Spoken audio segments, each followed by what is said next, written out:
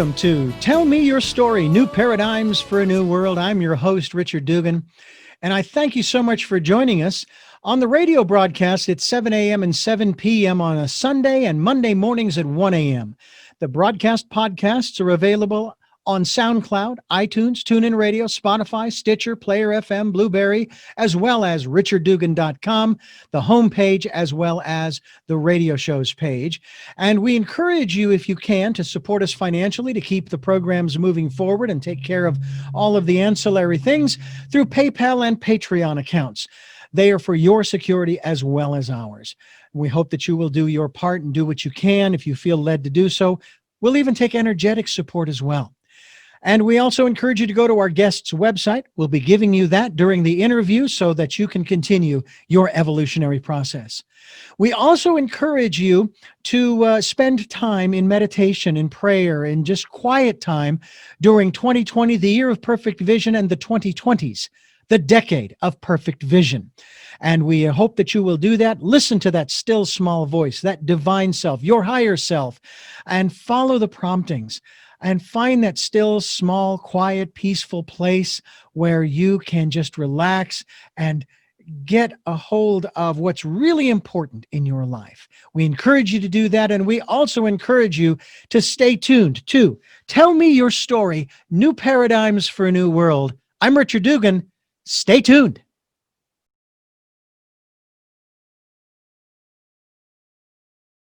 Welcome to Tell Me Your Story, New Paradigms for a New World. I'm Richard Dugan, your host, and I thank you so much for joining us here on the program as we have a special guest returning for the third time. And are you ready for this? Julia Ivey is returning for the third time just this year alone because this topic, this subject in general, it's that important in my opinion, and I'm sure Julia would agree. Julia, welcome back. For the trifecta, as it were. Thank you for joining us. Thank you so much for inviting me. And yes, I am excited to be here in your program. Yes, it's a third time. And even the name of the program, it's so right. I think it's so perfect match with what I'm trying to tell. I'm trying to tell my story, and I'm trying to help other people to help their stories. That's why Right. I seem to be at home in your program. Well, it's wonderful to have you at home on our program and to talk about this. You have a website, you've got a book that's out there as well that we've talked about in the last couple of programs, and we're just going to continue our conversation in that regard. Now, you also have, from an educational standpoint, you have PhDs in both psychology as well as, is it just management or business management? It's a business management, but my specialization is a strategy, innovation, and entrepreneurship. I feel sometimes like I have my PhD. I don't, not literally. I don't have any piece of paper that says it, but I feel as though I get it when I interview people such as yourself on all of these various subjects to try to help to make this a better world, to try to give people choices and knowledge of those choices to help make their dreams come true. And that's really kind of what we're talking about here, because what you are talking about isn't just for business. This isn't just for writing the perfect resume and getting hired in your perfect job with your perfect employer, who, interestingly enough, might be you. You might be the employer. I don't mean you, Julia, but the person listening may say, you know what? I don't want to work for someone else. I want to work for myself. I want to do what I want to do. And so this is extremely important in these days, when not just having to be sheltered at home or staying at home, maybe you've lost your job because it shut down because it couldn't sustain itself for whatever reasons. And I remember back in 2008, 2009, maybe I think we talked a little bit about this. I seem to recall that the entrepreneurial spirit just went nuts following that economic turndown. Well, we're having something similar. There are some people are even saying this is even worse than, and I don't necessarily feel that way, but everybody's perception is different. Talk to us a little bit about, let's start with this whole entrepreneurial aspect and why and how someone should decide to go in that direction as opposed to find a job with someone.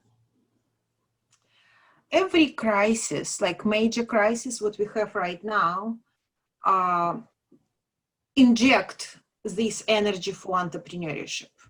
And it works from the push perspective, people just lose their jobs, but also from the pull perspective, because the market changing so fast. And there are new places for us kind of come out from this change. That's why right now it's actually a perfect time to craft your space in a job market. And while it's kind of similar to previous challenges of the market because entrepreneurial boost, but also different because of technology. So right now, the very idea of entrepreneurship become easier than it used to be and more doable by everybody because of the gig economy. You don't have to really raise, billions of dollars to start your business. You can start your business literally in your own basement and succeed if you have the idea. At the same time, it's different from the previous times because the market is crowded right now. Mm-hmm. Unlike the previous time, we have to be multidimensional. Just to become one more accountant who launch your own tax report small business, as it used to work in 20 years ago in previous, market, I doubt that it would work right now. One more consulting or one more training company for Julia Ivy, one more podcast of Richard, or etc., etc. We already have wonderful Richard, wonderful Julia, wonderful accountant company. We already have this. So people who are trying to do right now to shape their own space in the job market must start with the definition, what is special about me? What is different about me? And this is what I call multidimensional professionals, which I strongly encourage people to think beyond one profession. So we all have some profession: accountant, professor, radio, dancer. But this is what put us in the crowd of people who can define ourselves similar. What make us different is that plus to this definition, we also bring in our previous experience and say, I am not just a, let's say, accountant, but I am also from, in past life, I also have experience of raising 3 kids as a homeschool. So I do have this experience of navigating online environment, but also I am quite good in cooking. So in past, we would kind of keep this home stuff apart and just be accountants. Right now, for people who lose their job or who just want to be true to themselves, who have their jobs, but they kind of fed up of playing somebody's game. They want to play their own game. They should start to elucidating their own core, which is multidimensional. And the vast majority of us are multidimensional if we really allow ourselves to be multidimensional. But the fear keeps many people from being multidimensional, especially those maybe who have held a particular job in a particular company or factory for several decades. Maybe it's the family business. Maybe it's the family career, not so much business. It's like, okay, well, my grandfather was a miner and my father was a miner, so I will be a miner. To do something else other than mining, they have no clue as to how, let alone where to start if they were going to become multidimensional. And it's because all they know is mining. and this is what they think they do. Mhm. First of all, I would tell them, don't cancel your mining part of your multidimensional. This is one of extremely important of your dimension. Make a list where Mhm. in mining would be the point number one, item number one. So what would be the item number two? Maybe that you are good in sport. Item number three, that you are good in something else. When I work with my clients, I tell them that your list must have 10 items and you just cannot stop until you put 10 items. And each item must have only one characteristics, only one dimension, that somebody potentially would pay for this somehow. So it might be babysitting, it might be writing papers, it might be cleaning houses, it might be drawing the art, or some cooking, or anything else. And when people make this list, where again, mining, what they did for the whole life in 3 generations, would be point number one. But they have 9 more. And then we evaluated all of them through 2 criteria. Criteria number 1 is how good you are in the crowd of people like you. And we evaluate this from 1 to 10. So 10, I am perfect, I'm the best in the crowd, I am just on the top of the game. And 0 would be, like 1, I kind of can do this, but I understand that I'm not strong. So when they evaluate all of them, I ask them to imagine themselves in their happy place, like where they envision themselves, like in 10 years and 5 years, and like envision themselves like as a happy place. And then we evaluate the same 10 criteria, the same 10 dimensions through the criteria of how helpful this particular competence in the path to this happy self.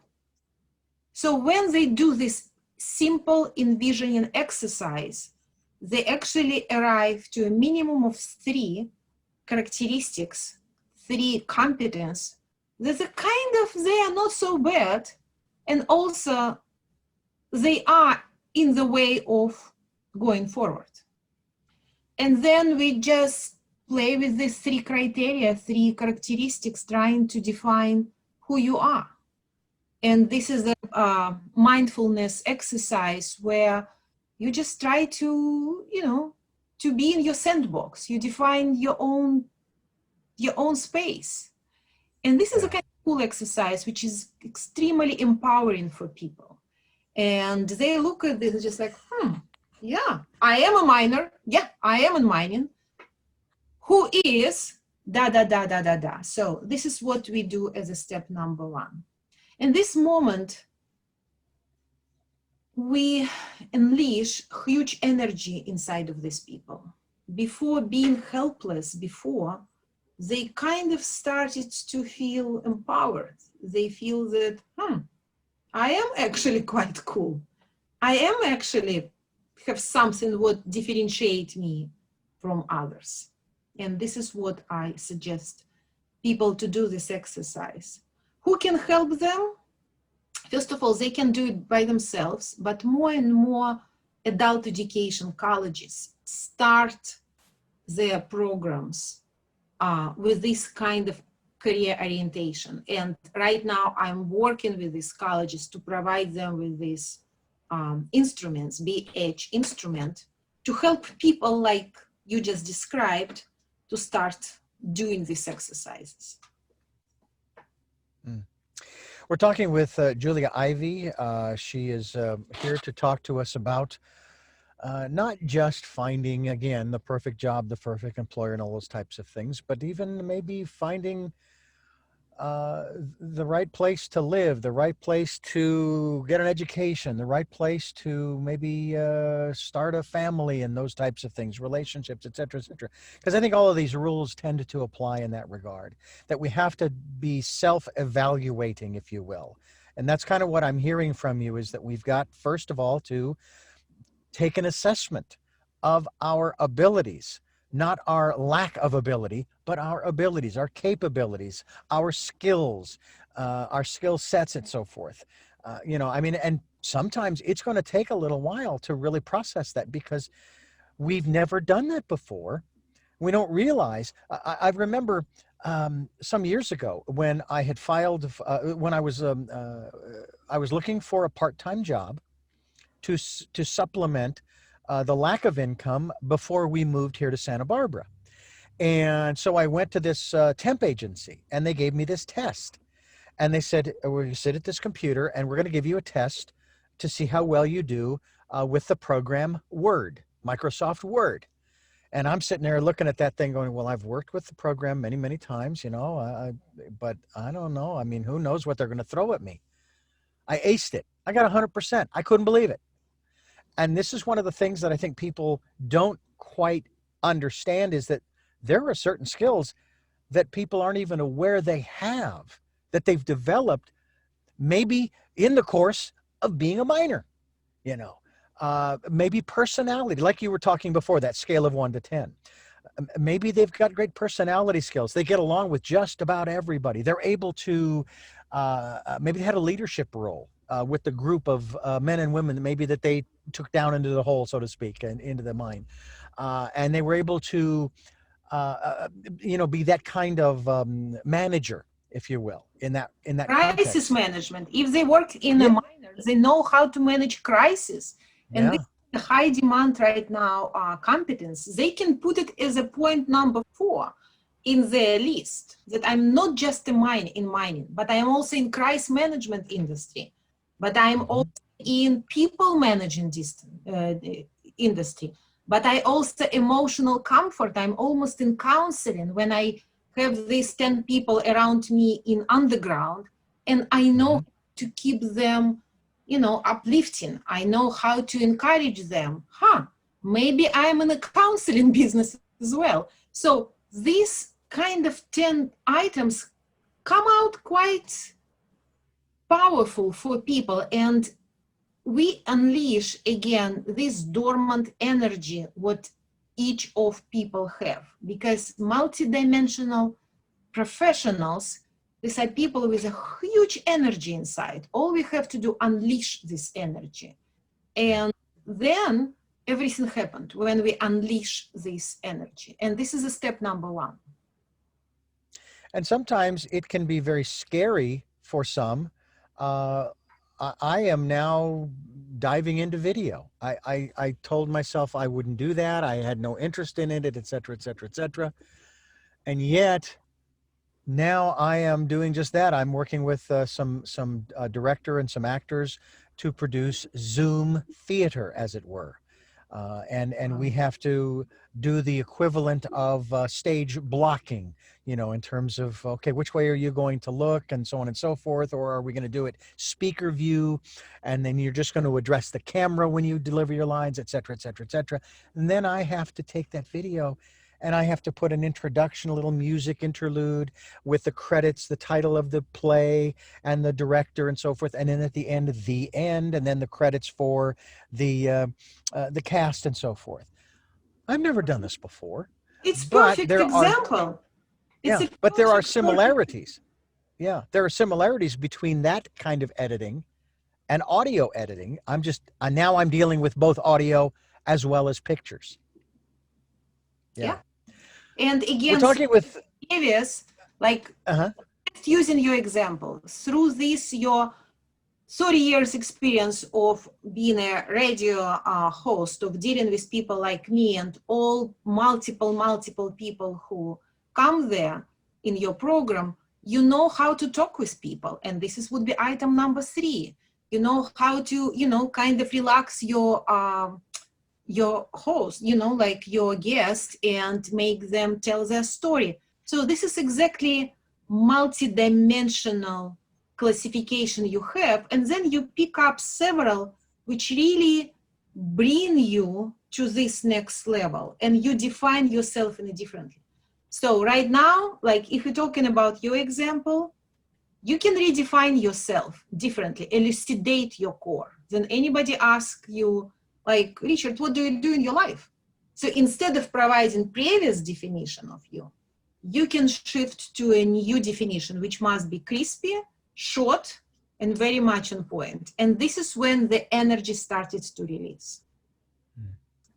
You know, I've had other jobs other than radio. I worked for about a year or so in a warehouse. And I was one of those who wore the computer headset and belt with the computer, and it was wireless. And we would go throughout the warehouse, and we would pick the product that was in the particular order for the client who was ordering it. It was a warehouse full of light bulbs. And I remember asking myself, though I enjoyed the work, it was kind of fun because I was still working with computers in that respect. It was physical. It was demanding from the standpoint of the weather. I mean, there's no way to keep a warehouse unless it's somehow sealed, 100% cool in the summer. And this was in Arizona, or warm in the winter. So you had to dress accordingly and so forth. And I used to ask myself, what in the world does this have to do with broadcasting, which I want to get back into? But I had to deal with my coworkers and our employer. It gave me the opportunity to do something a little different, which was kind of fun, to challenge myself, especially at inventory time. Nobody likes inventory. Nobody. But at the same time, you know, there we were at inventory time having to count these light bulbs. And we're talking about light bulbs down to the size of a grain of rice, up to the size of something that might go inside of a lighthouse. I mean, these were big. And but if you're a career consultant, I'm listening to you. I'm asking myself, what kind of competence you actually really developed in this wonderful work? And my hypothesis is, and it might be wrong, please correct me, that it was a competence of organizing the space. And look at your video production, you feel the space. You feel the size of something tiny or something huge, where the light comes, how the space would be managed in a hot temperature, in a cold temperature, etc. So organizing the space becomes extremely important competence, and you got this working on this warehouse. So it will be your item number 6, maybe organizing the space and managing the space. And I'm positive that so many employers would love to pay for this competence.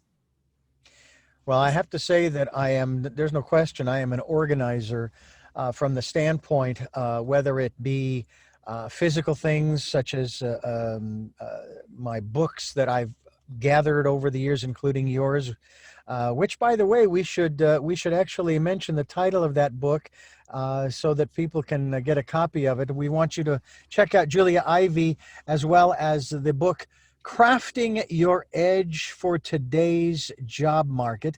And it's going to be using the important is a website. Yes, website. Yeah, www. b-edge.com. Yes, Yeah, bedge.com. it's a method. bedge.com for basically, it's a method for consulting cases and capturing projects. To me, it's fascinating when sometimes we can't see, when we're in the midst of it, the benefits. It's like I said, I used to ask myself this question: what does this have to do with broadcasting? I work for a multi-level marketing program where, in addition to producing their product, which was an audio cassette that went along with a booklet, I was also handling fulfillment. I was putting the tapes and the booklets together in the envelopes, and then putting the address label for the customer on it, and so forth and so on. And I would ask myself this question, but then it finally clicked. I may not see it now, but I might see it later. So don't even have to worry about whether this has anything to do with what I really want to do. Just go through and learn it, get the skills, who knows? And then there's one other aspect of this process that I learned very early on, that I never wanted to just hold on to that information. In other words, the skills that I learned, I didn't want to hoard. I wanted to share them with every other employee, because what I realized was that if I didn't, A, I would get stuck, and B, I wouldn't be able to pursue other possibilities. And to me, that's extremely important. And I know a lot of people, they get very territorial, don't they, about their position. Yes, and also you just pointed out so important avenue for what these people who just helped to elucidate their core. Let's say they define how good they are, they define their new core, and they feel so encouraged with this. But what do they do next? And you just mentioned exactly what they do next. They can volunteer. They can define their core and then outreach their organization of their target. They see themselves working in this organization or the industry, and just say that I'm passionate with this idea, I'm passionate with this, my core, and I ask you permission to do consulting case or to do a project for your company, which I can use in future for my resume. Company have zero risk. They say like, okay, but do we have to give you all secret information? And you can say, no, the information only you need, and only not more than 1 hour of your time. I will do all heavy lifting by myself, but I'm really passionate about this. I'm really driven with this idea. Would you please allow me to try? So this is where a miracle happened. This would be the second step, where these people in their new kind of role take ownership for their own path. And this is what you just mentioned, when you share your information, instead of sitting on this, you trying to understand this organization and then to help this organization. And back to the story, last time we talked about East Boston as a neighborhood in Boston, where we can, in every large city, we have several neighborhoods like this, because it's a first disadvantaged community historically for this or that reason, and it's a very ethnically rich, and not rich, financially rich, but ethnically rich. And second, it's located close to downtown. So millennials moved in. So my idea is what I am trying to do right now, to give a chance for these millennials to come to these local businesses with the help of the city of Boston, and tell them that I see myself, I envision myself as somebody who would combine IT industry, because I'm good in IT, plus music, because I'm passionate with music, but also maybe, cooking, because I'm good in this. I tried to combine these three of me with something new, what would be my space in the market. Could I please work with your restaurant of telling your story and thinking how my unique combination of capabilities might help? Mm-hmm. So this is what my passion right now, to help connect these millennials who are affluent, educated, extremely smart, extremely driven to make difference, and these local businesses which need help. So all city of Boston will have to do, and I have a great support from city of Boston right now, is just really connect them, because this is all they're going to do. But then when millennials will do their project for local businesses, and local businesses will enjoy this, we also bring industry experts to evaluate these projects. And if this project is really good, this is how this millennial will shape their space in the job market. So for your listeners, after they do their exercise on who they are and elucidate their core, multidimensional core, I would suggest to volunteer and make their case to shape their case, make their case to shape their space in the industry. And thank you for mentioning in my book, it's a self-consulting instrument, how to make it happen. Yeah. I like that. Make your case to shape your space. That is really, really, I think it's something that over the years, and again, we're not just talking about the job itself. I've even taken that to the extent of the space in which I work. I've taken on an initiative, to my boss's consternation sometimes, but he appreciates it, to try to make improvements within the building. We have, for example, we have this foam padding that they put on the walls as soundproofing to help to deaden the sound a little bit so that it's not so echoey when you're open the mic and you're talking with people and so forth. Well, this stuff is 15 years old and it's now starting to fall off the wall. It's flaking onto people when they rub up against it and all. It's a mess. So I went ahead and I purchased some inexpensive square foam padding that I put in a checkerboard pattern on the wall. And he came in one day and he said he appreciated my initiative. And I said, well, you're with that statement, but you're also saying that you're not real happy with it. I says, well, what would you have preferred? He says, well, I would have preferred single sheets to replace the single sheets that are up there. And he says, but unfortunately those things run $200 and $300 and we have 11 of them in the studio, in that one studio. And, so, he wasn't 100% in favor, but he certainly wasn't upset or angry because he was glad that at least somebody was trying to make a difference. And I wanted to surprise him in that regard. I wanted to show him that it was, this was necessary because we needed to spruce the place up because these just looked bad. And I learned many years ago that regardless of what the industry is that you're in, presentation is everything. Talk to us about taking on that mental attitude, not only presentation of your company, but presentation of yourself. And absolutely.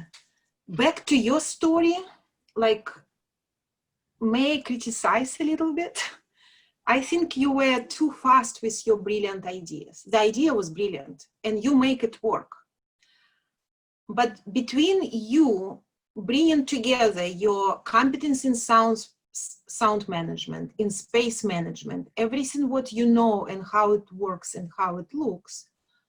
The point number 9 in your 10 points would be managing elderly employees.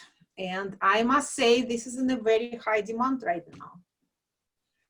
now. Yeah, especially considering the attitude of many employees in regards to the work environment, right? I mean, yeah. Because they're working at home or they're working at their offices, but in a restricted fashion, right?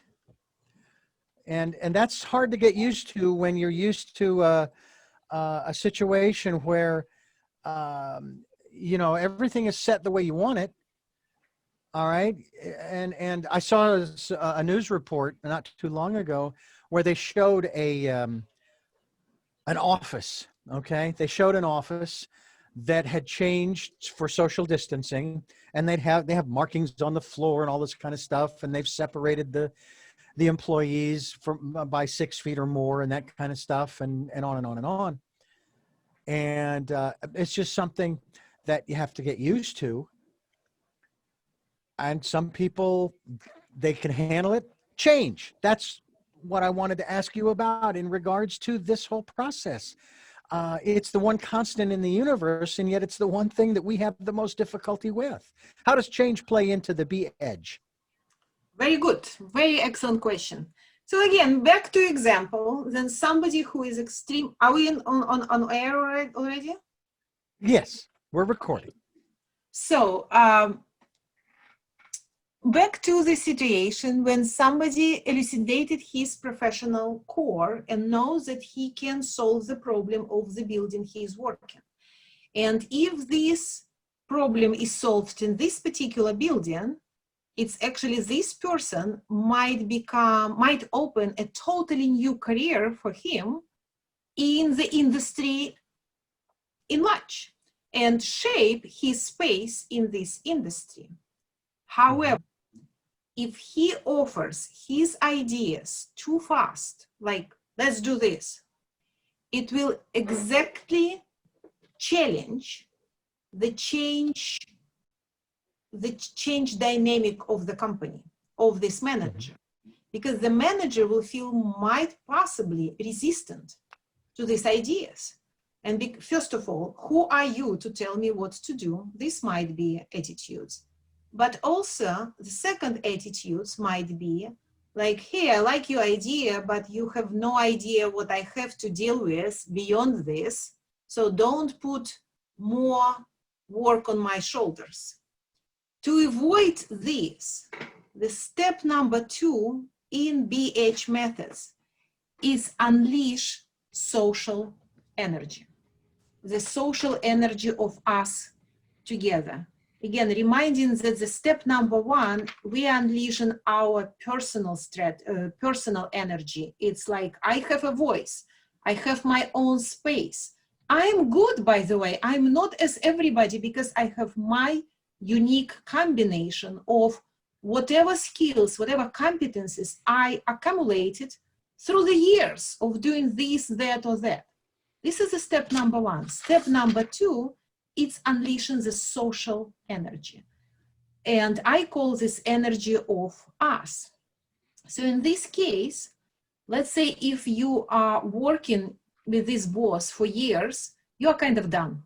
You may skip it more or less. You just still have to a little bit groom this. You still a little bit kind of talk about the issue before suggesting. But let's say that you are trying to enter totally different industry for you, or totally in different market space. To come and immediately pitch with your idea, it's a too direct and honestly very often inefficient way. It seems like faster, but the probability of failure is much higher because they have their own resistance, because they have their own change dynamic, as you just mentioned. So instead, we want him to feel that we share the pain, we share the joy, we share the story. We want to tell the story of this company for him to feel that we are actually on the same boat.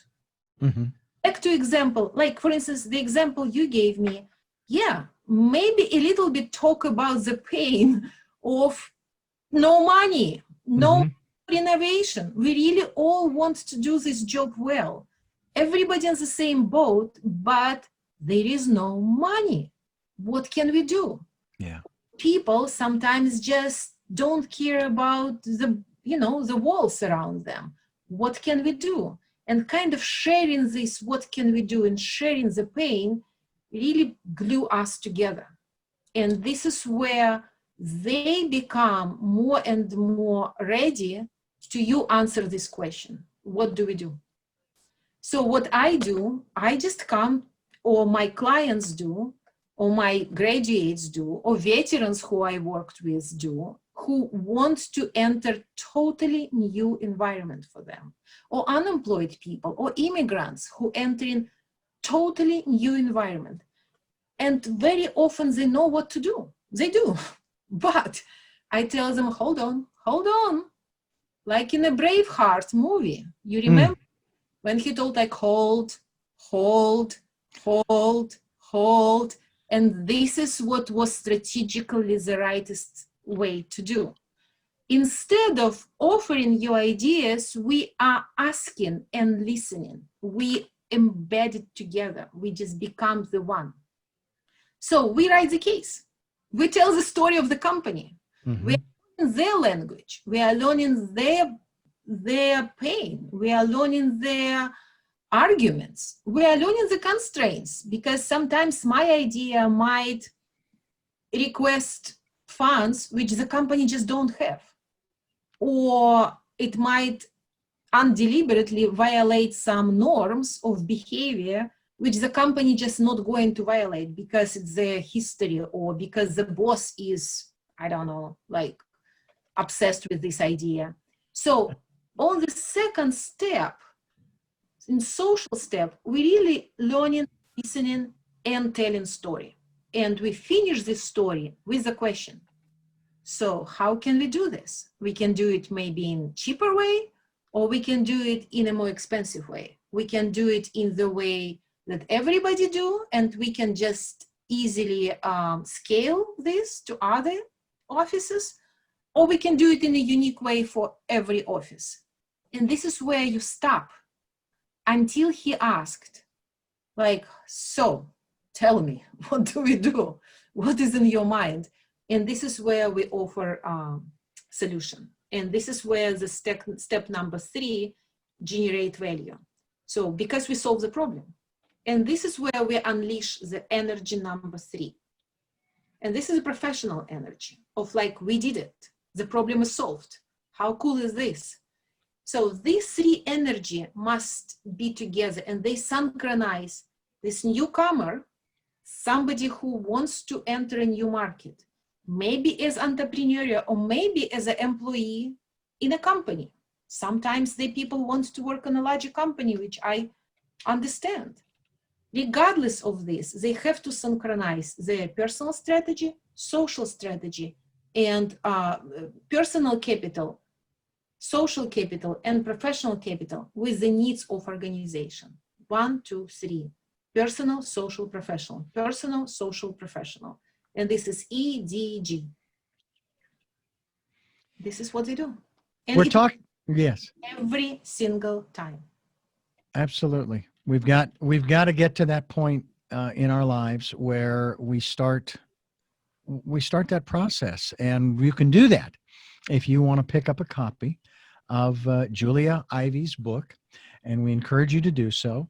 It is something that I think that you will gain greatly from. We hope that you will also go to her website, and again, that's beedge.com, and find out more about Julia. I wanted to ask you, you shared with us probably in the last interview or two about this, but I know there are people that are tuning in for the very first time. And I'm curious if you would share with us a little bit of your background in terms of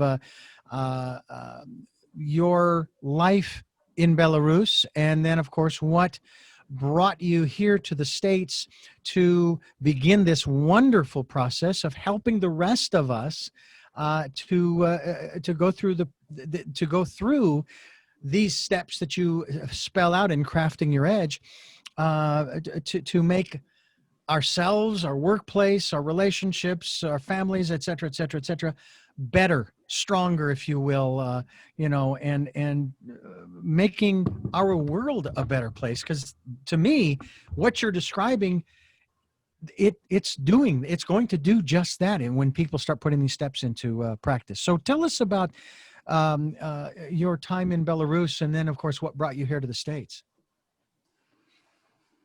So for professional, I have a journey which actually I encourage people to do for themselves.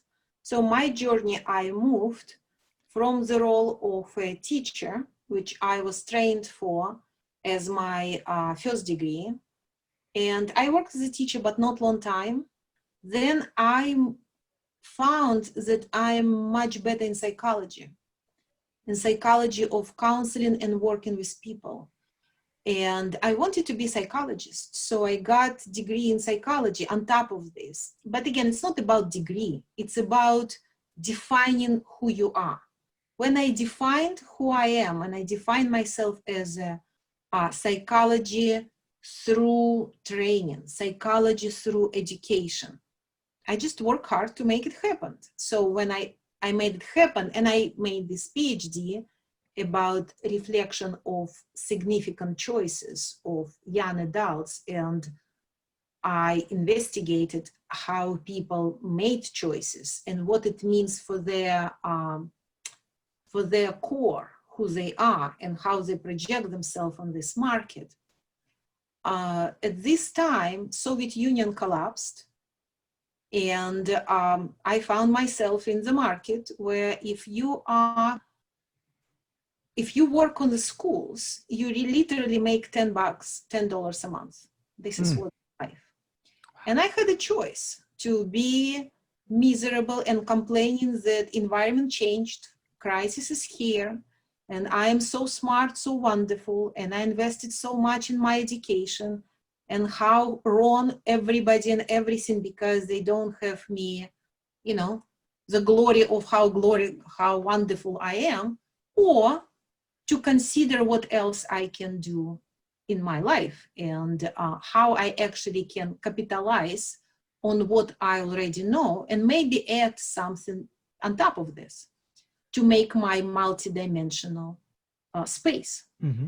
So being already educator, trained educator, and being already, you know, quite well prepared for psychology, I started to work for the companies, and my first work for the company was a sales coach. I coached people to do sales. But because you are in psychology, you know how to train people to communicate. And also, if you're in education, you know how to deliver the message. And it became success. And I worked with one company, then more and more companies wanted me to work as a consultant and trainer in human resource management, in training, in leadership skills. Again, capitalizing on what I already did, it's psychology plus education, but also develop the skills on organizational development and leadership. Every project helped me develop the skills. And this is how I arrived to the level of management through all these, you know, pieces. And then I was lucky to be in the right place in the right time, and with English and PhD, and again, creative position. So it's not so important, honestly, your degree or your competences. It is important, but more your will, more your belief that it's you who own your life. Mm-hmm.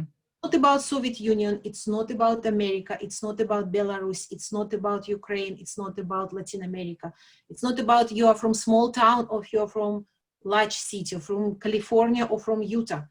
It's about you. So it's what you believe, what you are, and who you are. And I ask myself, what is my next me? And I saw myself at that time in a world level, in international level. And I envisioned myself staying in the large group of people, maybe conference, maybe students, I wasn't sure. And I was speaking to these people of different colors and different age, different countries. And I was one of those. And I knew what I was talking about. This was my vision. So I moved to the United States and I was here. And again, I worked hard. I started with education plus psychology and organizational development. And I started to feel more and more that something else about me, what makes me unique. And this is about understanding transition from point A to point B. Because if you've been in a country of transition, you know how to manage transition. You know this just because you're from there. And just to make sure that I got one more PhD, and now I have two PhDs, one in psychology and one in management, business management, which is a strategy and innovation and entrepreneurship. And I did it just to figure out myself what I am and what I do, and keep going, and keep being in ownership of my own way. So this is my story. And on the way, I learned that I am much more interested in case methods as a research and as a practice, more than, statistics and purely scientific, kind of methods, which is many researchers do. And surprising for me, every time when I did case writing, case methods, and I did it purely for publication at the beginning and for consulting, every single time the clients want me to keep working with them, because when I learned about them, when I was learning their story for psychology or for management or for entrepreneurship or for transition economy, for any topic what I was interested, I was listening to them and I asked them questions, and I really honestly, sincerely wanted to understand their culture, their dynamic, their language, and I loved them, each of them. And this is what became for them irresistible, because they ask themselves, if they need somebody to work in this area and Julia already knows everything about us, why would I find somebody else? The competition became irrelevant, and I became a choice one from one, because they knew that they already bingo, they found already somebody who is so much into their issues, who shared their pain, who shared their joy, who shared their language, who shared their stories. And this moment was aha moment for me, that case methods actually is an avenue for psychology and strategy. So if you combine psychology and strategy, and you need just a tool, a vehicle to kind of drive you there, the vehicle is a case methods. This is my story. You know, it's interesting how people they've theorized what it must be like in other countries to live. One of the things that I have a hard time with is people who will talk about how the United States is the greatest country in the world, and yet they've never lived anywhere else. And they have nothing to compare it to, and yet they will still make that statement. And it's like, I can't make that statement because I've not lived for an extended period of time. I've visited Ireland for 2 weeks at a time, twice. That's 4 weeks out of 60 years. That is nothing, as much as I love Ireland. And I'm wondering, is that perception one that many people, whether it be Belarus, your home country, or other countries that maybe you have visited, is that an attitude or a perspective that they hold, that the United States is the greatest country on the planet? It's the only country where you really have the opportunities that are available, that are not available maybe in your own home country? America is obviously my choice. So that's Sure. why maybe, I would say, yes, America is the greatest country for me because it's my choice. But as we joked with you before this program, that it's almost like choosing a partner. Your partner would be the greatest woman in the world for you, but somebody else would be the greatest partner for him. And it doesn't mean that one partner is better than another. And so right now, Belarus is present us a amazing story was going on right now. 26 years, it was the same dictator again and again. Why he was here for 26 years?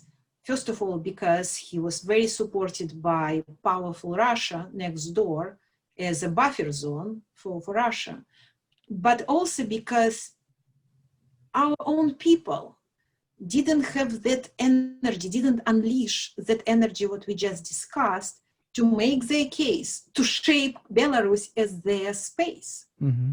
And when it happened 2 weeks ago, I was amazed to see that how my concept was just almost step by step demonstrated how it might happen in the level of specific groups and specific countries. They first had to define themselves as, we are Belarusians, we are people from Belarus, we are not slaves, we are not pawns in your game, and we are not squared, like we do not sit in the same small square and do our job.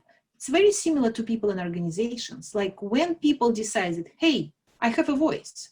Hey, I am multidimensional. I am more than the job you just gave me or space you gave me. And this is what was kind of okay for 26 years for majority of people, because everybody had their own space, their own job, their own apartment, and it was okay.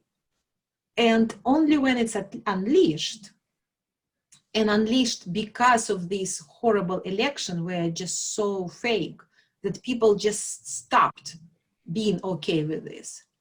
Then it moved to the next level of this social energy.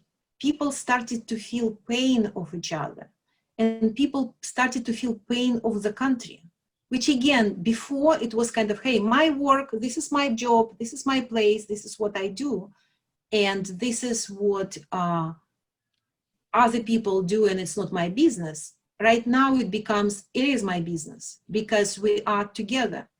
And police brutality, it's unleashed this feel of us together because it becomes shared pain.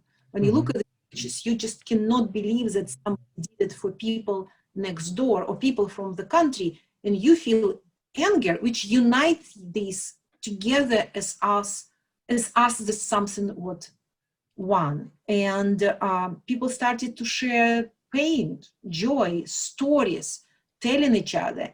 And this is what was social energy unleashed. And now they are trying to move to the next level of professional energy, of making real change, of making real something happened. And this is like generate value. And I volunteer to do what I can do.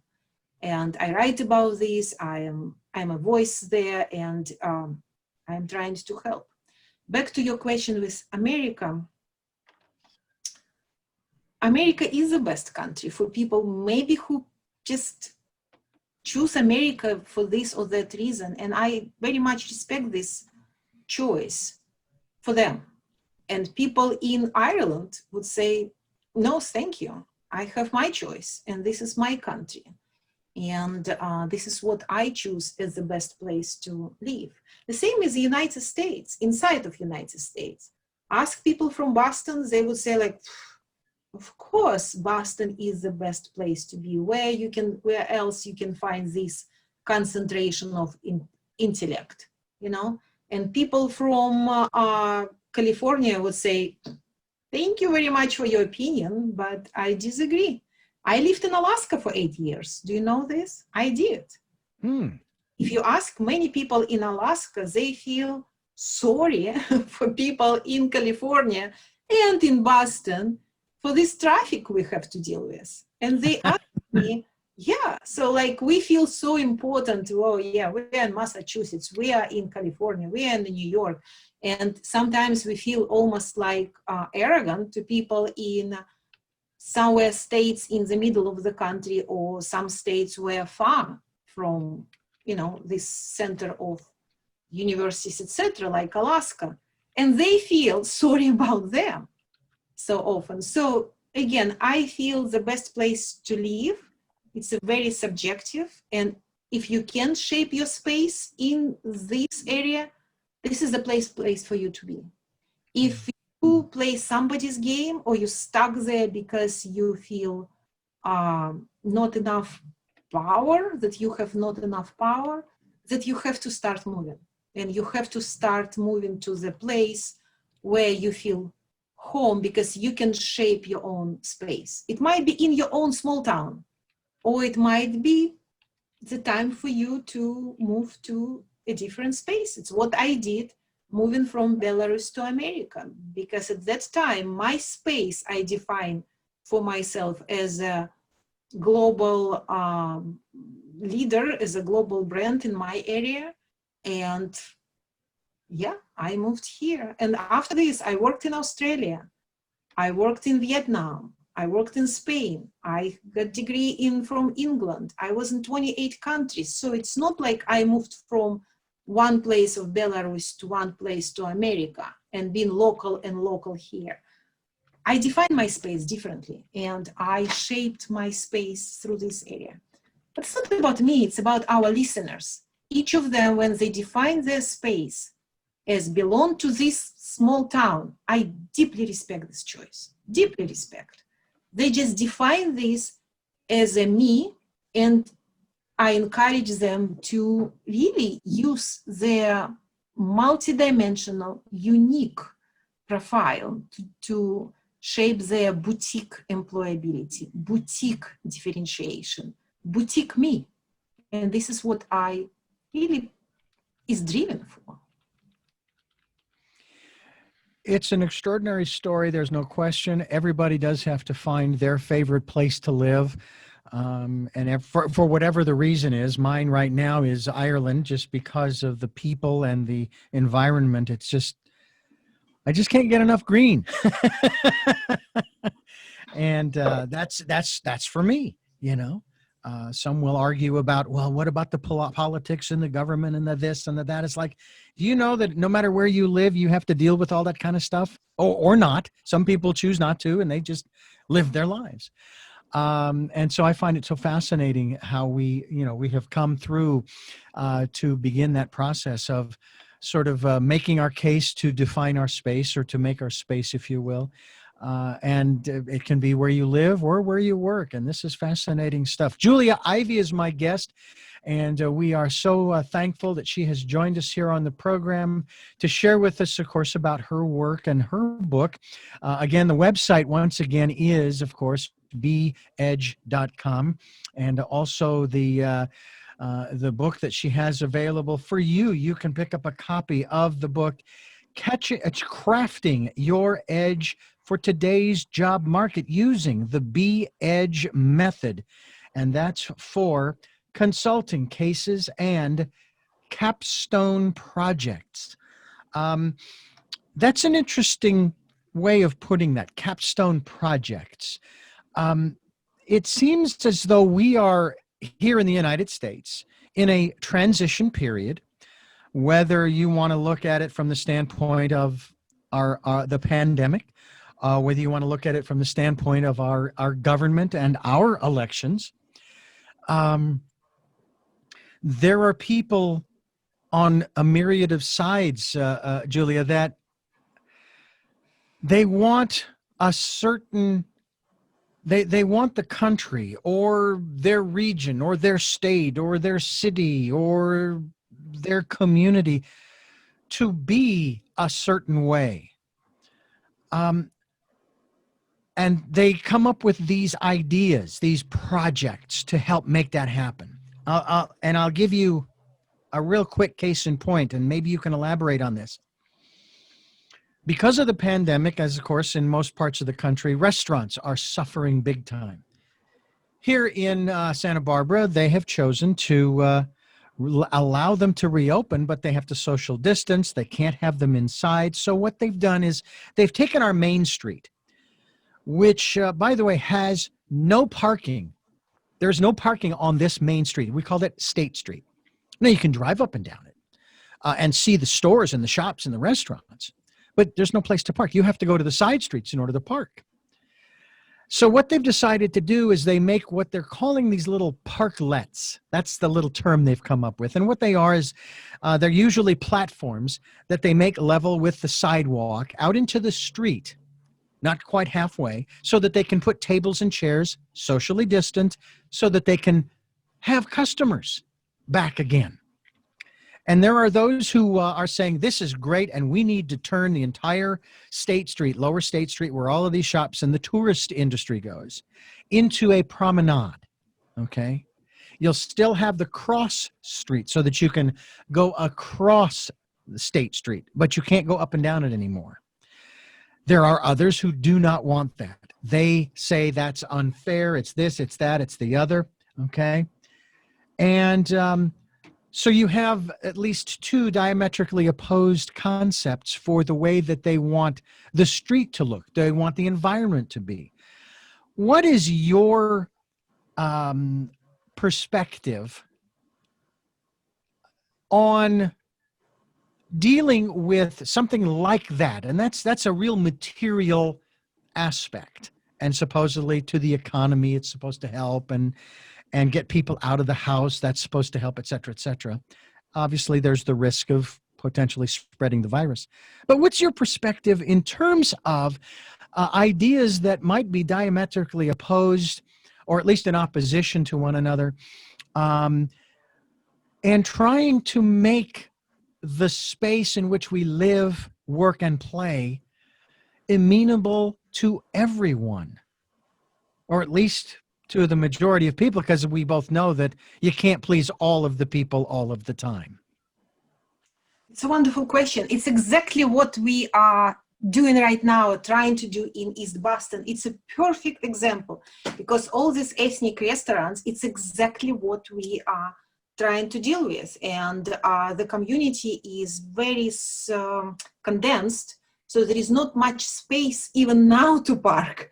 And in one case, we really want to help local businesses and local restaurants to survive and to prosper. On the other case, people already suffering with no parking and no opportunity to drive even through. So where is the solution?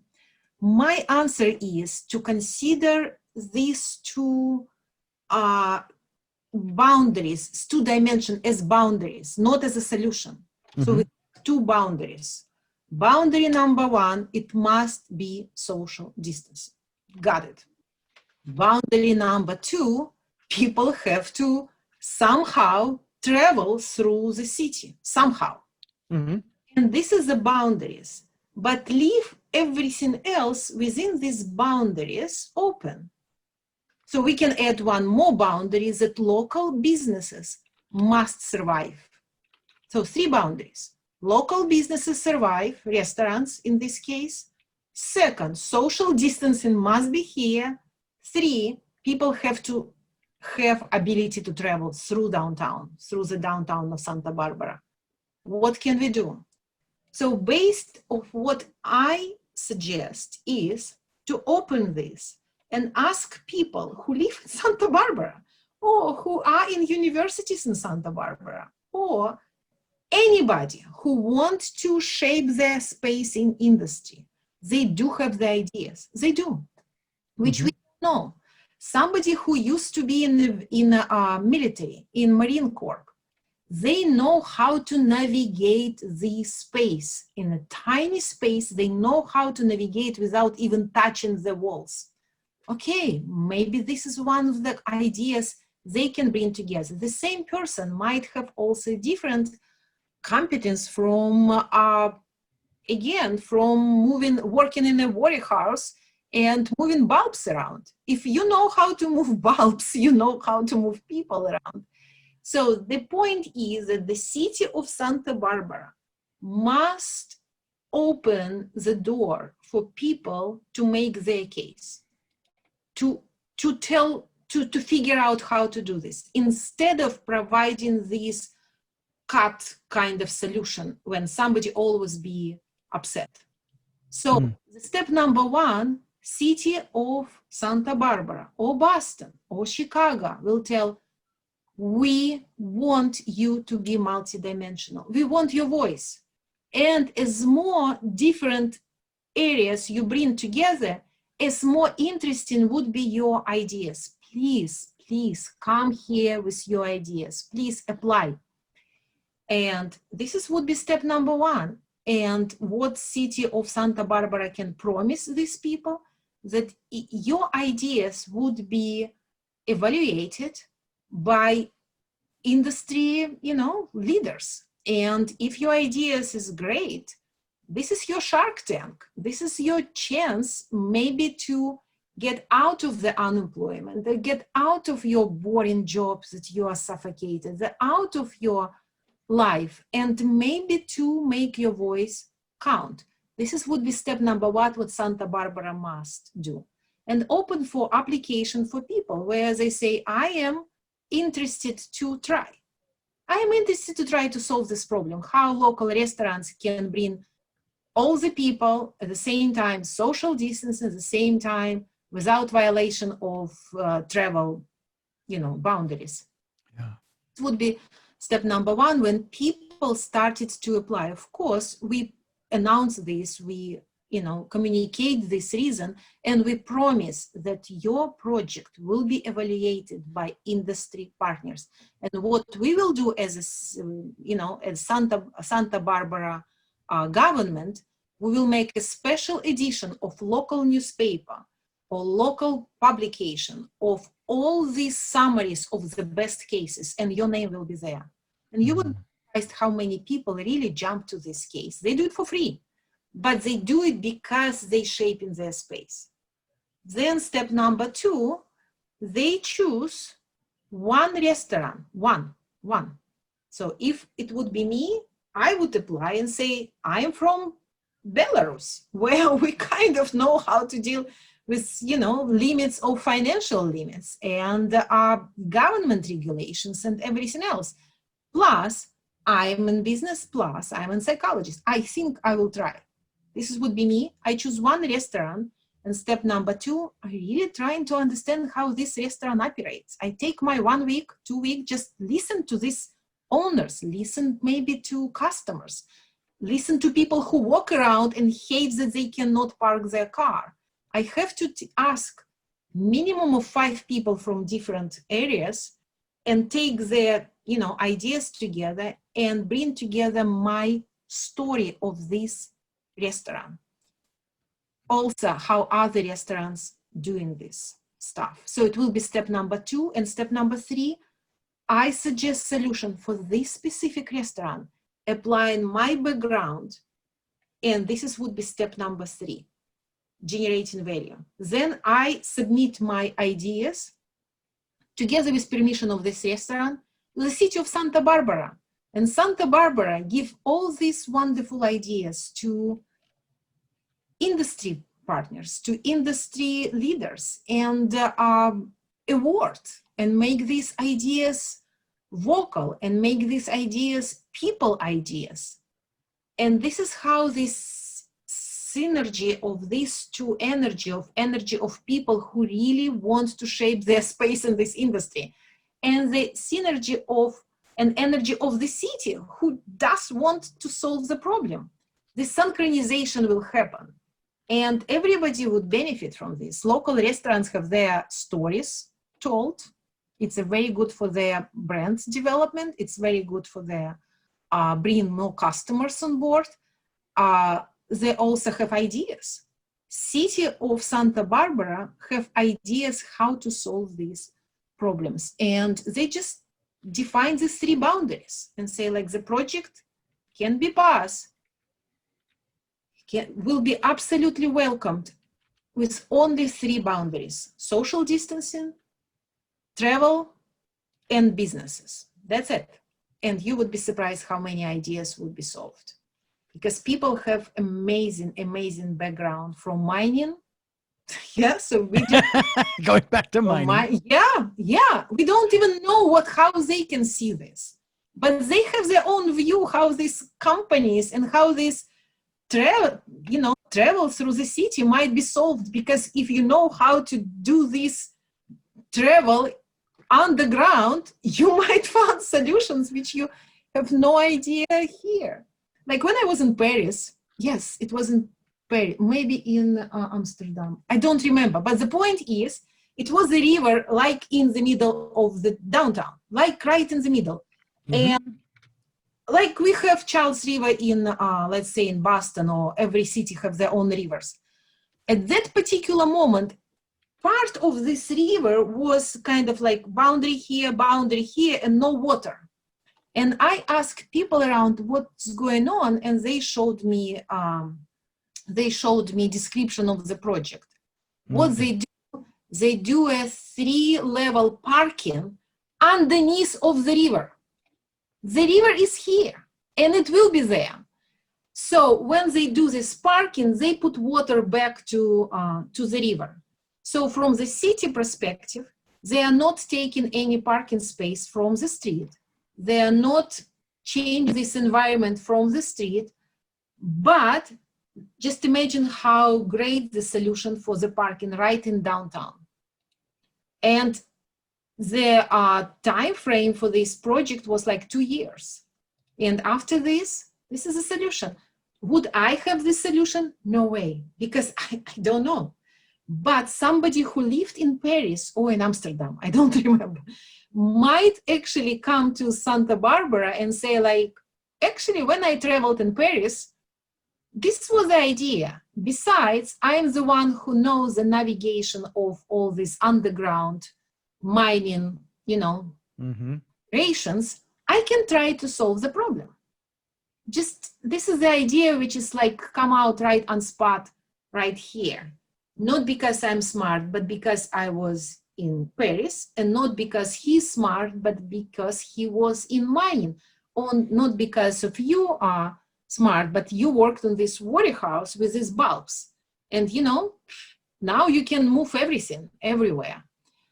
So etc., etc. So your abilities to manage sound, to manage video, to manage space might be exact combination of skills the Santa Barbara as a client needs to solve this specific problem if they open the door for you. And the door vehicle is BH.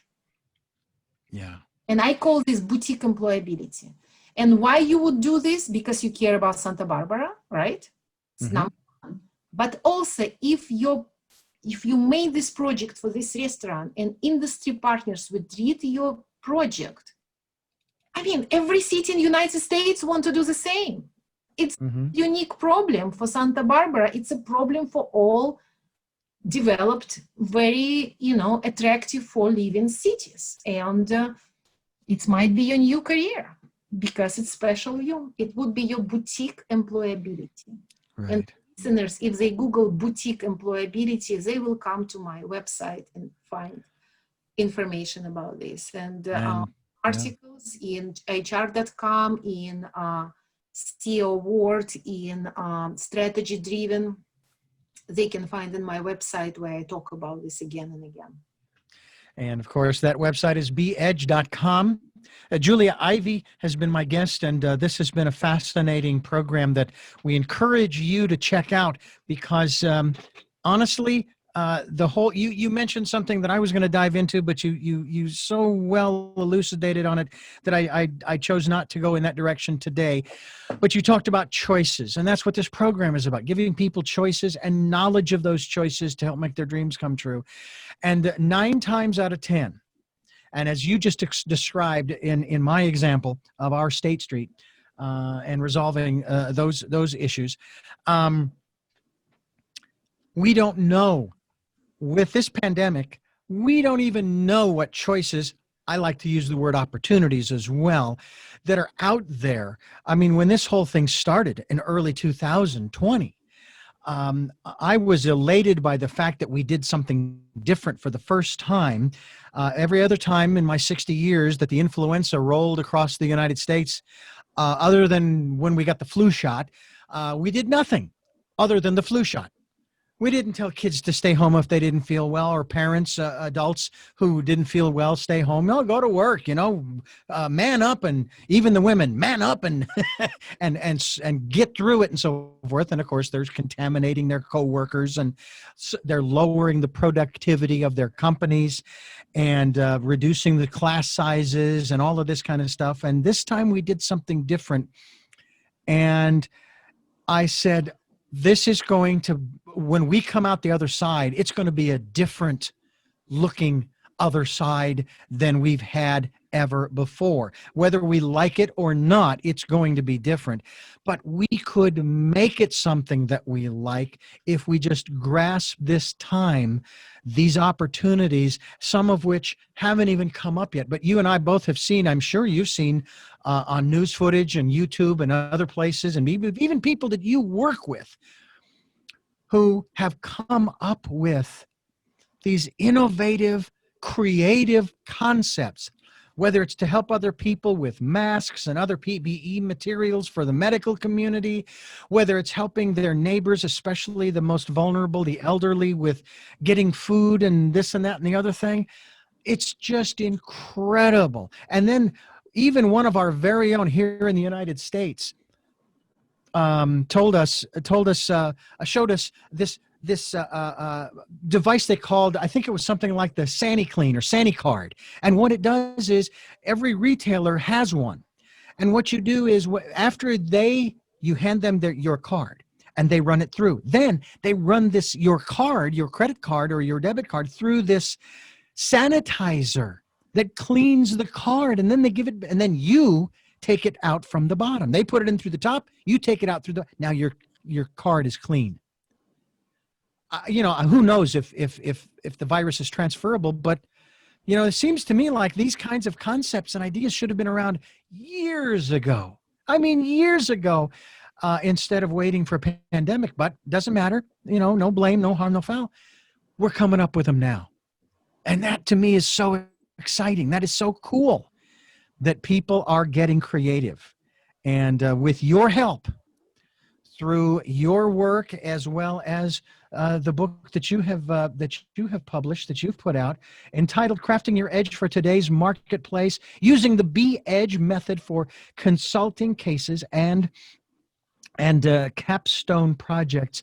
And I want to thank you so much for joining us on a program again for the third time this year, ladies and gentlemen. I think you're the only one so far who's been back with us 3 times this year.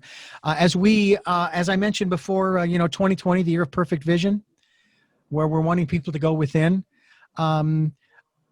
Can you really quickly, because I'll tell you what, we'll save it for a lengthier discussion, but can you just briefly talk about how important that is in terms of trusting our intuition in this process of the B-Edge method?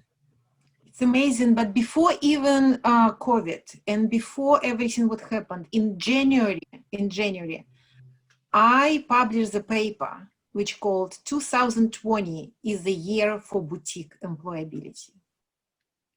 And wow. 2020, it was at December. I sent this paper in January 5 to the journal, and they published immediately in January 15. It was already published in the journal, and they said yes.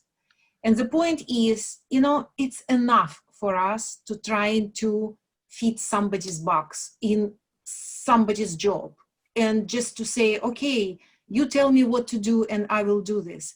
It's a squared box where we can squeeze, and we know how to do this. However, it's like having clothing which is not your size exactly, and it's not made for you, and actually the material is quite cheap, so you kind of cannot even move comfortably.